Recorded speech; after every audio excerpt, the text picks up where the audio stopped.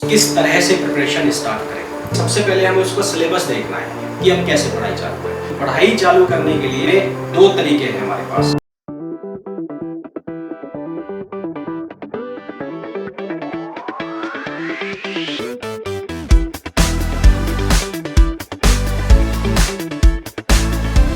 Hello everyone, welcome back to Ninja Prep Physics. मेरा नाम है कपिल गोयल और आज के वीडियो में हम डिस्कशन करने वाले हैं कि आईआईटी जैम 2023 की प्रिपरेशन कैसे स्टार्ट करें, किस तरह से करें। और ये जो वीडियो है ये होने वाली है उन लोगों के लिए जो बिगिनर्स हैं। बिगिनर्स से मेरा मतलब क्या है, जो सिर्फ ये जानते हैं कि आईआईटी जैम का एग्ज़ाम क्या होता है और जैम के एग्ज़ाम के बाद उन्हें आईआईटीज़ में एंट्रेंस मिल जाती है, आईआईटी में एडमिशन मिल जाता है अगर वो कट ऑफ क्लियर कर जाते हैं। ठीक है, जो लोग पहले से जानते हैं कि जैम एग्ज़ाम क्या होता है, कैसे इसकी प्रिपरेशन होती है, तो उन लोगों के लिए अगर वो इन लोग ये वीडियो देख रहे हैं तो फास्ट फॉरवर्ड में इसको देख सकते हैं। ठीक है, और जब हम बात कर रहे हैं कि आईआईटी जैम 2023 की प्रिपरेशन कैसे करें, तो हम इन जनरल बात कर रहे हैं। इन जनरल बात करने का मतलब है कि मैं यहाँ पर्टिकुलरली किसी ब्रांच की बात नहीं कर रहा हूँ, यानी कि मैं फिजिक्स को नहीं ले रहा हूँ, ना केमिस्ट्री को ले रहा हूँ, ना बायोटेक को ले रहा हूँ, ना मैथ्स को ले रहा हूँ। मैं इन जनरल बात कर रहा हूँ, सभी लोगों के लिए मैं बात कर रहा हूँ। ठीक, तो सवाल आता है कि किस तरह से प्रिपरेशन स्टार्ट करें। तो किस तरह से स्टार्ट करें उसके पहले सबसे पहले हम ये बात कर लें कि आप इस प्रिपरेशन को करने के लिए कितने तैयार हैं, या आपका जो मोटिवेशन का सोर्स है इस प्रिपरेशन को करने के लिए वो क्या है। फॉर एग्जाम्पल, यदि आपके घर के आसपास कोई भैया दीदी रहते हैं, है ना, और वो भैया दीदी वो जैम का एग्ज़ाम क्लियर करके आईआईटी में पहुंच गए और आपने उनको देख के अपना एक गोल बना लिया कि अरे यार वो भी गए हैं तो मैं भी जाऊंगा, है ना, तो वो ठीक है, एक मोटिवेशन का सोर्स हो सकता है। पर क्या वो इतना स्ट्रॉन्ग सोर्स है कि आप प्रिपरेशन पे लग गए। या फिर कई बार ऐसा हो सकता है कि आपके जो क्लासमेट्स हैं या जो आपके फ्रेंड्स हैं वो किसी कोचिंग में जा रहे हैं, या फिर वो कहीं से प्रिपरेशन कर रहे हैं, उसने कहीं देख के प्रिपरेशन करनी स्टार्ट की, आपकी अच्छी खासी दोस्ती है तो आपने भी उसके साथ लगे हाथों प्रिपरेशन स्टार्ट कर दी। पर क्या आप सच में वो करना चाहते थे? क्या आप उसी के लिए बने थे? क्या कभी सोचा भी था कि आपने आप ये प्रिपरेशन करेंगे? तो सबसे पहले तो वो आपकी जो क्लैरिफिकेशन है वो होना ज़रूरी है कि आप सच में ये प्रिपरेशन करना चाहते हैं या नहीं करना चाहते। ठीक है, जब आप श्योर हो जाए बिल्कुल कि हाँ मैं करना चाहता हूँ और मैं ये प्रिपरेशन करूँगा, देन हम आते हैं उस सवाल के ऊपर कि आपकी जो आईआईटी जैम की प्रिपरेशन है वो आपको कैसे करनी है। ठीक है, अब बात कर लेते हैं हम कैसे करनी है वाले सवाल जो है, प्रिपरेशन कैसे करनी है। तो प्रिपरेशन कैसे करनी है, मैं ये मान के चल रहा हूँ कि जो भी लोग इस वीडियो को देख रहे होंगे वो हो सकता है कि सेकेंड ईयर में हो बीएससी में, या फिर अपने फाइनल ईयर में हो, और हो सकता है जो पास आउट भी हो गए हैं। ठीक है, तो मोर एंड लेस बात, जैसा कि मैंने आपको बोला कि हम बात कर रहे हैं किसके लिए, बिगिनर्स के लिए। अब वो बिगिनर कोई भी हो सकता है, चाहे वो अपनी सेकेंड ईयर में स्टार्ट कर रहा हो प्रिपरेशन, चाहे वो थर्ड ईयर में स्टार्ट कर रहा हो, चाहे वो थर्ड ईयर के बाद कर रहा हो। तो जब हम प्रिपरेशन कोई भी स्टार्ट करते हैं तो स्टार्ट करने के लिए हमें क्या चाहिए, सबसे पहले हमें उसका सिलेबस देखना है कि जो आईआईटी जैम का जो सिलेबस है पर्टिकुलर रिलेवेंट ब्रांच का, वो सिलेबस है क्या। फिजिक्स का सिलेबस क्या है, या केमिस्ट्री का सिलेबस क्या है, या मैथ्स का सिलेबस क्या है, तो कम से कम वो सिलेबस तो देखना है। जब वो सिलेबस आप देखोगे तो आपको ये पता लगेगा कि कुछ 7-8 टॉपिक है जिनके ऊपर जो जैम है वो क्वेश्चन आपसे पूछता है, यानी कि आईआईटी जो है वो आपसे क्वेश्चन पूछती है। वहीं अगर आप उस सिलेबस को देखो सीएसआईआर के एग्जाम के रिलेवेंट, या किसके रेस्पेक्ट में, गेट के रेस्पेक्ट में, या डीयू जेएनयू ऐसी जो यूनिवर्सिटीज़ हैं, सेंट्रल यूनिवर्सिटी जो अपने अलग से एमएससी एंट्रेंस एग्जाम लेती है, उनके रेस्पेक्ट में आप देखोगे तो आपको पता लगेगा कि जो जैम का सिलेबस है वो इतना ज़्यादा बड़ा नहीं है, है ना, उनके कंपैरिजन में इतना ज़्यादा बड़ा नहीं है। तो एक चीज़ तो ये क्लियर हो जाती है कि इतना ज़्यादा हमें ज़्यादा चीज़ों को नहीं पढ़ना है, हमें कम चीज़ों को पढ़ना है और बहुत तरीके से पढ़ना है ना, बहुत कम चीज़ों को पढ़ना है और बहुत ज़्यादा तरीके से पढ़ना है। तो सबसे पहली चीज़ तो ये हो गई कि हमें उस सिलेबस को निकालना है, सिलेबस चेक करना है कि हम हमारा जो कोर्स है, बीएससी कोर्स है, उसमें क्या पढ़ के आए हैं, है ना, और जो अदर एग्जाम है कोई सीएसआईआर वगैरह, उसके सिलेबस हमने देखे होंगे, तो उससे इसके सिलेबस में क्या डिफरेंशिएट हम कर पा रहे हैं वो हमें चेक करना है। वो चीज़ एक हमें पता पड़ गई, ठीक है साहब।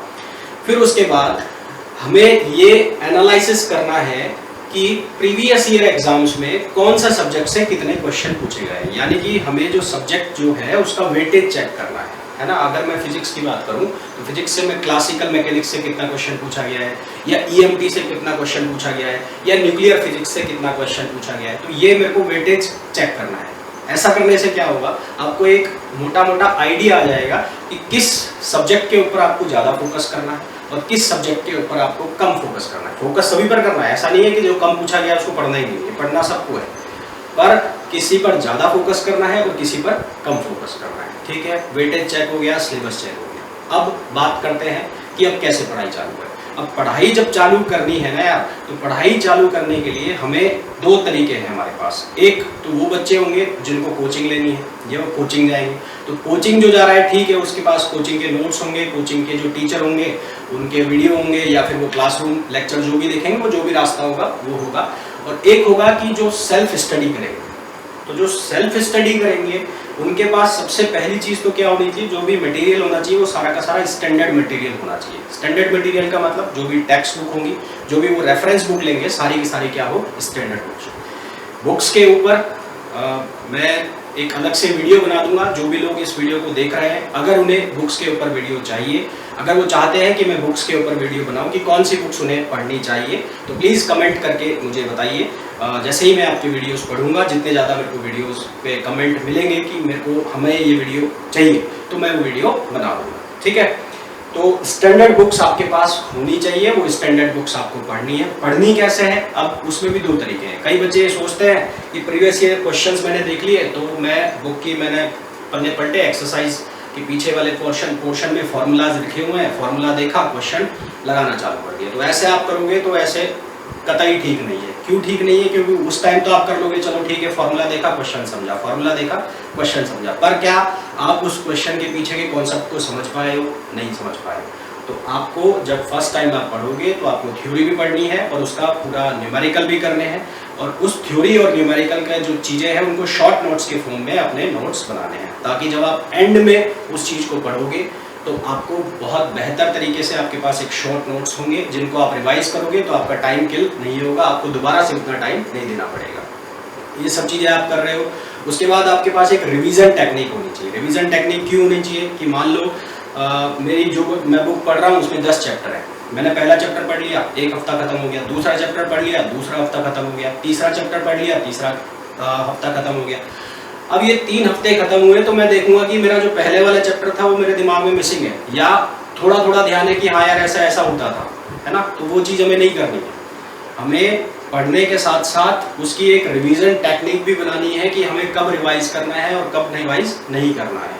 ठीक है, तो ये आपको बहुत अच्छे से ध्यान रखना है कि जब आप रेगुलर पढ़ रहे हो तो आपको रिवीजन, अपनी जो रिवीजन प्लान है उसको भी करके चलना है, रिवीजन को भी प्लान करके चलना है। अब आपने ये सब कर लिया, आपने सिलेबस चेक कर लिया, आपने वेटेज चेक कर लिया, आपने नोट्स भी बना लिए, आपने रिवीजन भी कर लिए।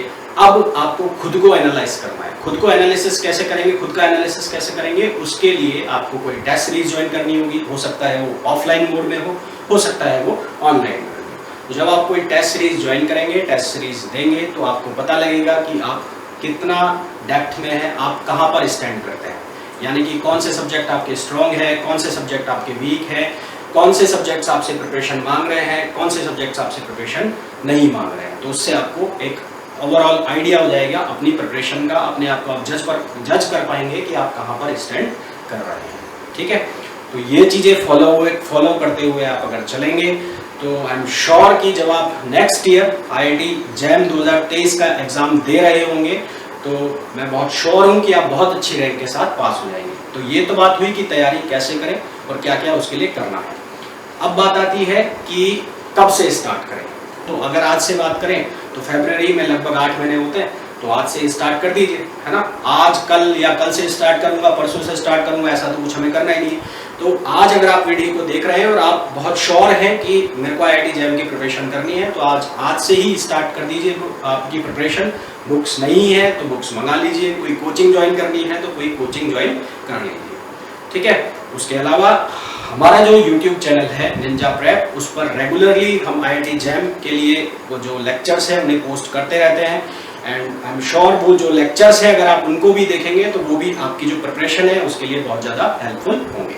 होपफुली ये वीडियो आप लोगों के लिए यूजफुल होगा और आपकी प्रिपरेशन के लिए बहुत यूजफुल होगा। तो मिलते हैं किसी नेक्स्ट वीडियो में। Till then, thank you, bye bye.